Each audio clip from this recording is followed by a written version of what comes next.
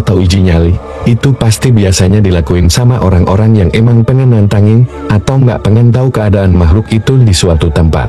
Tapi kalian bayangin gimana kalau misalkan uji nyali ini adalah kegiatan yang sekolah lu adain. Jadi mau nggak mau ya emang pasti ngikutin kegiatannya. Kejadiannya itu pas gua kelas 2 SMA, dimana pas gua kelas 2 SMA itu, sekolah gua ngadain ada acara yang namanya karakter building di suatu villa di Sukabumi. Karakter building seperti LDKS, tapi acara ini tuh buat umum, bukan cuma buat OSIS doang. Lo yang ngikutin acara karakter building ini tuh seangkatan IPS gua. Jadi di IPS 1 angkatan ada 3 kelas, jadi total ada 3 kelas yang ngikutin acara ini. Acaranya, yang tadi gua bilang di villa, ada di suatu daerah di Sukabumi. Dan villanya kayak villa biasa, tapi bedanya villa ini dikelilingin sama kebun-kebun gitu. Di karakter building ini ada kegiatan yang kalau misalkan secara formal di sekolah gua sebutannya sebagai saat renungan, tapi dari tahun ke tahun sama anak-anak di sekolah gua, isi acara renungan ini tuh disebutnya sebagai acara uji nyali. Kenapa disebutnya sebagai acara uji nyali? Karena kegiatan si renungan ini dilakuin dari jam 1 sampai jam 3 pagi, yang dimana lu ditaruh di kebun itu, dan jarak dari orang ke orang tuh 10 meter, dan lu cuma dikasih 1 lilin.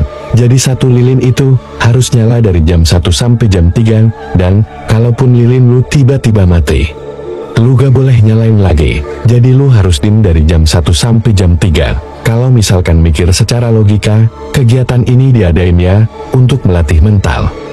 Misalkan dibayangin kalau renungan harusnya dalam keadaan yang tenang gitu untuk diri lu, tapi di sini lu ditaruh di tengah kebun, dan lu posisinya walaupun banyak orang di sekitar lu, dan sebelum kita ngelakuin kegiatan ini, sama kakak-kakak panitianya, juga emang dikasih tahu rules-rulesnya.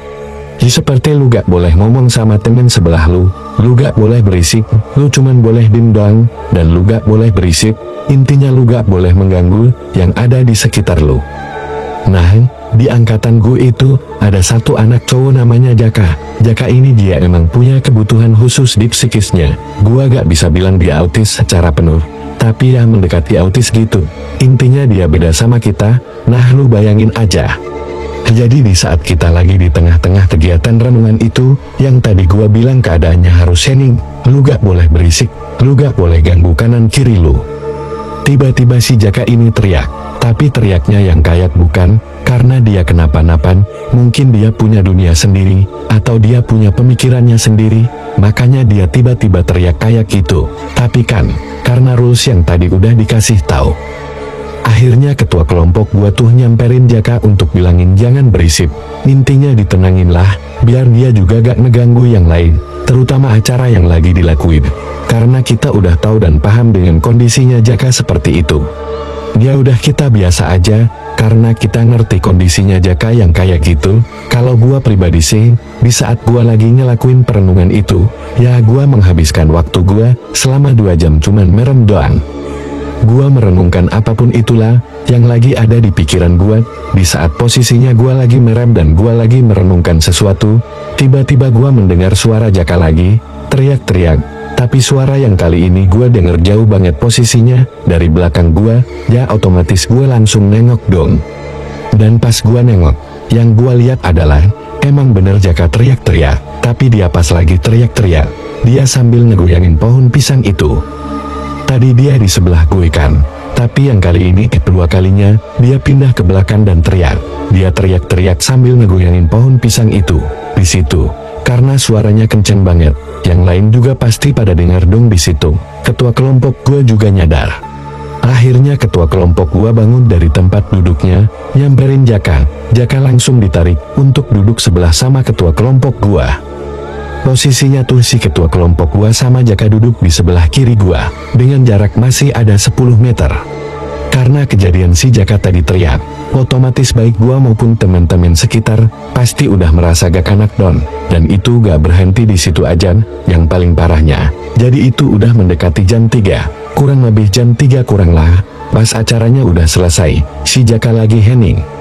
Tiba-tiba Jaka teriak, ngomong gitu dengan kencang, yang dimana kita semua bisa denger. Dia ngomong, mana Poton? Mana Poton? Mana Poton? Di situ kita semua langsung takut. Akhirnya yang tadi kita duduk berjarak, secara otomatis kita langsung ngumpul di satu tempat gitu, untuk siap-siap. Udahlah kita cabut aja, karena kita takut juga, dan untungnya, acaranya juga udah mau selesai, dan disitu pun, gua tahu posisi anak-anak. Udah sebelah sama Jaka walaupun Jaka punya kondisi seperti itu, tapi kalau gua sendiri mikir, anak itu juga mau disalahin gak bisa, mau diomelin juga gak bisa, pasti belum tentu nangkap. Intinya malam itu selesai, gak ada apa-apa. Kebesokannya, ini hari ketiga, hari terakhir, kita tuh balik sekitar jam 8. Nah kita lagi dapet free time, Jaka lagi sendiri. Gua nyamperin Jaka dong, gua coba ngobrol dengan Jaka, kamu kemarin kenapa sih teriak-teriak kayak gitu? Kan aku jadi takut, teman-teman juga jadi takut. Terus di situ Jaka ngomong, oh kamu takut ya? Kan Jaka cuma bercanda, terus gue jawab, oh ya udah. Terus Jaka tiba-tiba ngomong gini, Jaka pemberanikan sifat, gua cuma iyain aja. Gua pergilah dari situ. Biasanya sebelum kita pulang, kita dikumpulin di suatu aula. Pada satu kegiatan, yang namanya kesan pesan dari pengalaman lu selama 3 hari 2 malam itu, dari acara karakter building kemarin, satu persatu dari kita disuruh maju dan ceritain apa yang didapat dari acara tersebut. Kita udah dapetin bagian kita, gua udah maju, beberapa temen gua udah maju, sampai akhirnya bagiannya Jaka, dipanggillah Jaka sama kakak panitianya, ayo Jaka maju, ini giliran kamu. Pas dipanggil Jaka gak maju-maju, dia masih dalam posisi dia duduk sambil badannya agak nunduk. Nah dipanggil lagi, masih gak maju, sampai akhirnya tiba-tiba dia langsung tegak. Terus dia nengok ke kanan sama ke kiri sambil senyum-senyum. Tapi di situ kita semuanya gak ngerasa aneh, karena Jaka memang begitu. Sampai akhirnya dia berdiri, yang dimana kita mikir dia mau maju.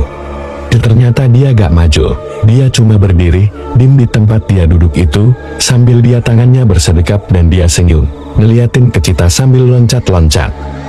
Di situ kita semua langsung yang kenapa di orang. Awalnya kita mikir, oh mungkin dia bercanda kali, sambil akhirnya tiba-tiba dia, yang dari tadinya loncat-loncat, dia malah jatuh. Akhirnya ya mau gak mau acaranya diberhentiin dulu dong sebentar.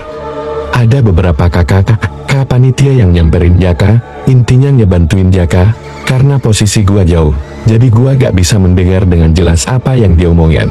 Tapi kata temen gua yang dekat sama Jaka, dan kakak-kakaknya tuh Jaka seperti dibacain doa. Di situ, kakaknya akhirnya nanya ke gua dan beberapa temen anggota kelompok gua, ditanyalah, ini Jaka kenapa bisa gini ya kira-kira? Ya udahlah kita ceritain apa yang Jaka lakuin. Di saat renungan, akhirnya kakaknya ngerti. Nah setelah didoain sama kakak-kakaknya, Jaka udah siuman, udah sadar, sampai kira udah mulai jam 8, udah waktunya pulang. Kita kan udah siap-siap bawa barang kita, jalan ke arah bis, tiba-tiba kakaknya nyadar kalau si Jaka nggak ada di rombongan barisan. Ada 3 kakaknya sama beberapa temen-temen gua mutusin untuk nyari Jaka di sekitaran villa, sampai akhirnya udah dicariin dari ruang aula, ke ruang makan, ke kamar-kamar gak ada. Mereka memutuskan untuk nyari ke kebun. Mereka jalan ke kebun manggil-manggil Jaka. Tiba-tiba mereka ada dengar ada suara Jaka gitu, tapi mereka masih belum tahu nih sumber suaranya di mana. Di situ Jaka ngomong, teman-teman, Jaka pulang duluan ya. SAT sudah tahu sumber suaranya di mana. Mereka jalan ke sana dan lu tahu apa yang mereka lihat? Mereka tuh ngeliat Jaka sambil ngomong, teman-teman aku pulang dulu ya, dan dadah-dadah ke balik pohon pisang, yang dimana pasti ada sosok yang gak bisa kita lihat, yang cuma bisa Jaka doang yang lihat. Di situ teman-teman gua pun takut. Akhirnya kakak panitanya memberanikan diri untuk nyamperin Jaka sambil ngomong, ayo Jaka pulang. Jadi pas kakak panitianya jalan udah mendekatin Jaka, kakak panitianya tuh tiba-tiba melihat di belakang Jaka ada pocong, dan katanya, bahkan jumlahnya lebih dari 1, bahkan belasan, dari semua pocong itu, ngeliatin sambil melotot ke arah kakak panitianya. Dengan cepat, Jaka langsung dibawa ke bis, dan di situ, Jaka udah dibawa balik, dan didoain, alhamdulillahnya, dia sudah sembuh. Dan akhirnya kakak panitianya ceritainlah semua kejadian yang tadi dia lihat. Kakak panitianya bilang memang anak yang punya berkebutuhan khusus itu jauh lebih sensitif, dan dia bisa ngelihat. Ya udah yang penting kita semua baik-baik aja dan pulang dengan selamat.